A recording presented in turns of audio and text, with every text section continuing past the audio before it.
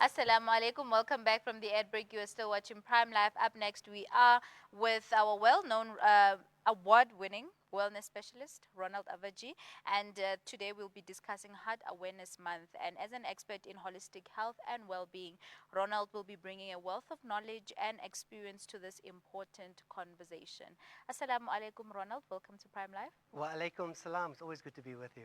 It's always a pleasure. Now, Heart Awareness Month is a very crucial time, to discuss the importance of heart health. Can you tell us or share with us some of the key factors that can contribute to cardiovascular disease and some particular steps that we can take to avoid it? You mentioned it's an important month, and it's linking up and working its way up to World Heart Day at the end of September. And it's so important that, a month is allocated to the awareness. Normally we have days allocated to Yes. health awareness and conditions. Some stats to justify that. In South Africa, did you know that 215 people die a day from cardiovascular disease? And that's more than HIV and TB. Secondly, 1 in 3 adults in South Africa live with hypertension. And the majority of them don't even know it. And hypertension is the number one cardiovascular disease leading to these scary death statistics. And when we look at these statistics, we realize this is something that we cannot neglect nor negate. So you asked about some of the factors we need to be aware of. Well, we know that a lot of people would say, no, it's in my blood, it's in my family, it's in my genes. Yes, it is. But your genes doesn't mean that you don't need to manage it and be aware of it and mitigate risks of it. Right? We also know that linked to unhealthy lifestyles are environmental factors as well. And we know that moving from areas that were rural into urban areas has increased the risk of cardiovascular disease. Secondly, lack of activity, poor eating habits, processed food, junk food, high stress levels, lack of sleep, and obesity and being overweight. And physical inactivity are the top lifestyle factors that we look at that we can mitigate to prevent cardiovascular disease. Those are very high stats, and I want us to get into. Obviously, you mentioned also that a lot of people don't know about these diseases. There isn't enough knowledge that's being spread around. What do you think is the cause of that, or what can be done to make sure that people are aware of something that's killing so many people? When else have you gone for a blood pressure test? I think 3 months ago. 3 months ago. Yeah. And when you got that number, were you comfortable with the number? Did you understand what the numbers meant that they told you? Not really, hey, because they don't really get into. I just knew it was a good number. So what we do is we look at 2 measurements. So Yeah. I like hypertension because there are so many cardiovascular diseases, but the common ones that we need to be aware of, hypertension, number 1, because it is known as the silent killer, because you don't know until something goes wrong or you get measured. Number 2, we look at high cholesterol, which impacts how the blood flows, which impacts heart functioning, and there's many other cardiovascular diseases that link into the muscle tissue of the heart, different nodes, electrical functioning. So there's a multitude of cardiovascular diseases.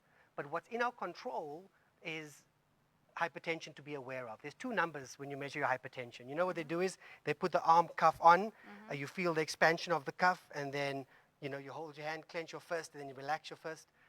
It feels like it's suffocating your arm.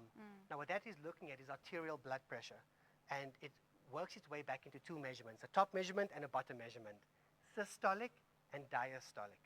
And what that shows you is the filling and the pumping pressures of the heart when it pumps blood and receives blood.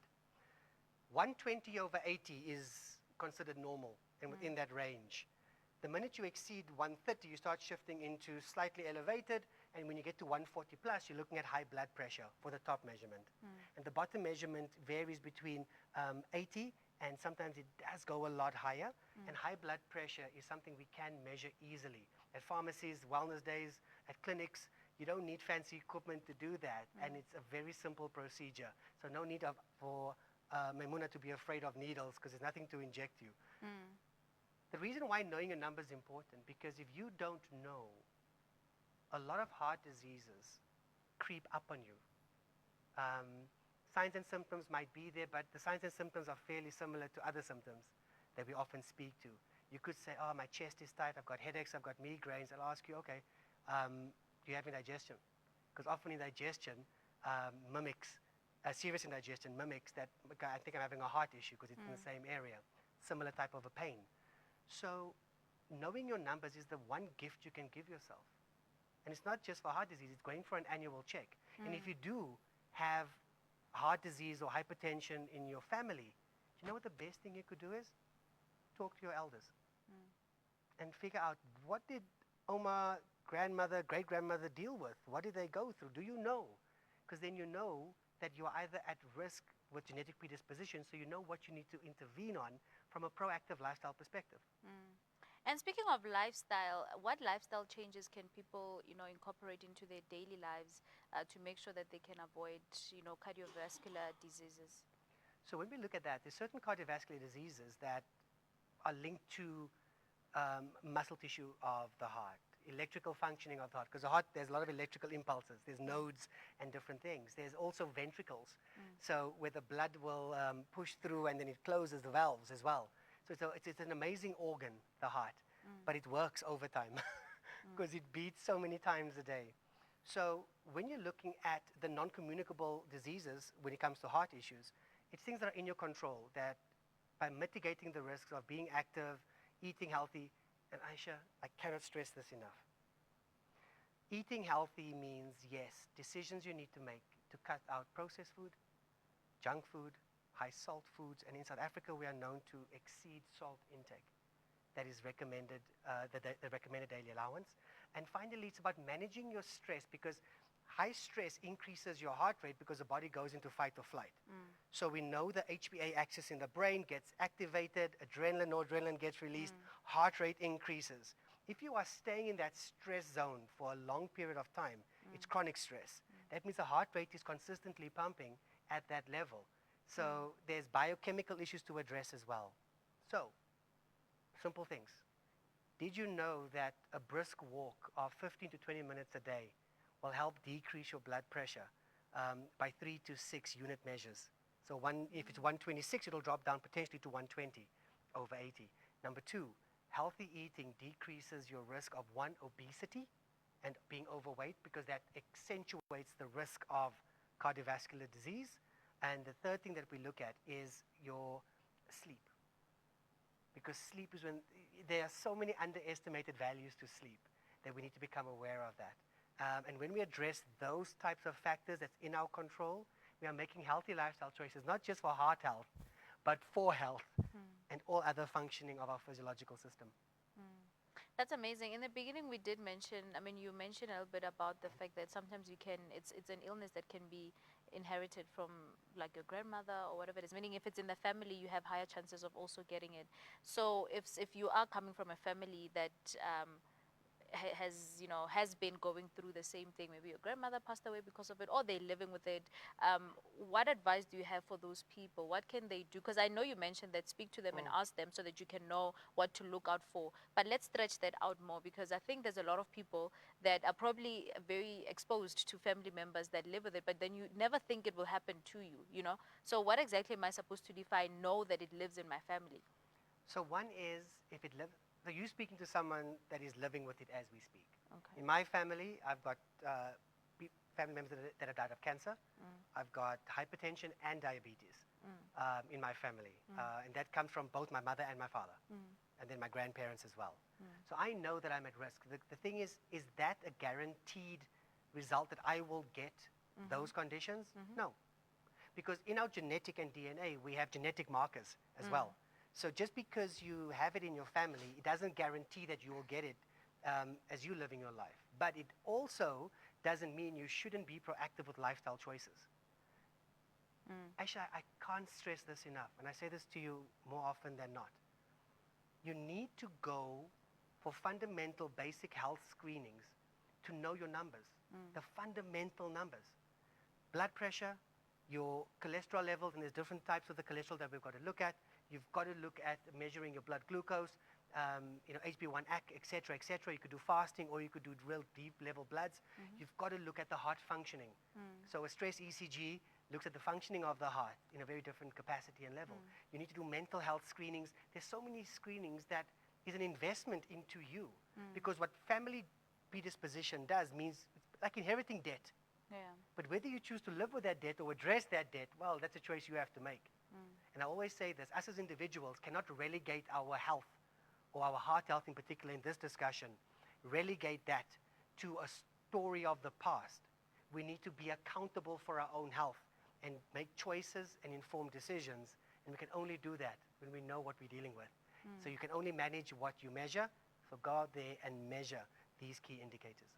Most definitely. I mean, Ronald, this is such an interesting conversation, and I'm really, really sure that our viewers are gaining a lot from this. But I think we are like on a very limited time. So before we continue with that, I'd like us to take a look at a summary by dietitian Mbali Mapoli on what cardiovascular disease is, and then we'll come back right after watching it.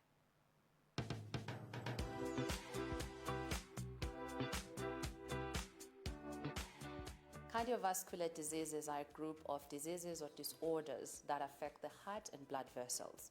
These include diseases such as coronary heart disease, which is basically a disease that affects the blood vessels that supply the blood to the heart. And then we've got cerebral vascular disease. This is a disease that affects blood vessels that supply blood to the brain. And then we've got peripheral arterial disease, which is a disease whereby the blood vessels are now affected. They are not supplying blood to the extremities, which are your arms and your legs. Then we've got congenital disease. These are diseases that include the malformation of the heart itself at birth. And then we've got deep vein thrombosis and pulmonary embolism. Deep vein thrombosis is when there is blood clots in the leg. And then pulmonary embolism is when those blood clots move to either the lungs or in other instances to the heart. And then we have rheumatic heart disease. These are the diseases of the heart whereby the heart muscle itself or the heart valves are affected due to rheumatic fever that is normally caused by certain bacteria. Heart attacks and strokes are usually acute events that are caused by the blockage of blood supply to the brain or the heart. The most common reason is a buildup of the fatty acid deposits on the inner walls of the blood vessels. Strokes can be caused by the bleeding of blood vessels or the clots in the brain.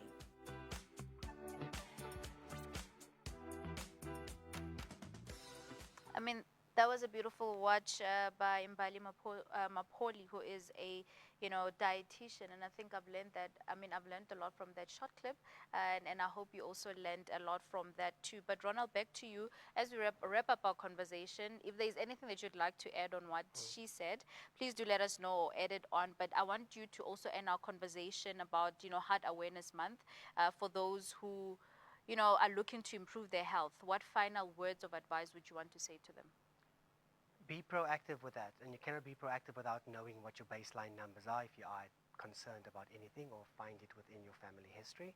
Number two is stack small habits. I call it micro stacking, micro scaffolding, and bring in small habits of physical activity, sleep hygiene, healthy nutrition. So don't flip it immediately, but build in gradual changes that you become accustomed to, your body becomes accustomed to, and becomes easier to integrate into your life. But when it comes to heart health, my final closing to you would be quite simple. Looking after your heart health is not about living longer. It's actually about living stronger. The ability to play with your kids, be around to watch, take your daughter down the aisle, its ability to see your grandkids and experience different facets of life. So that's what I call health span versus lifespan. And heart health helps you increase the quality of life while chasing duration, but maintaining and improving the quality. I mean, thank you so much, Ronald, for your time, and we hope to have you again next week with another brilliant topic to talk about. Awesome. Thank you so much. You are welcome. Viewers at home, that was our in-house wellness expert, who is Ronald Abvajee, and we were talking about Heart Awareness Month. On that note, we will head over to a quick break. We still have more for you. Stay tuned.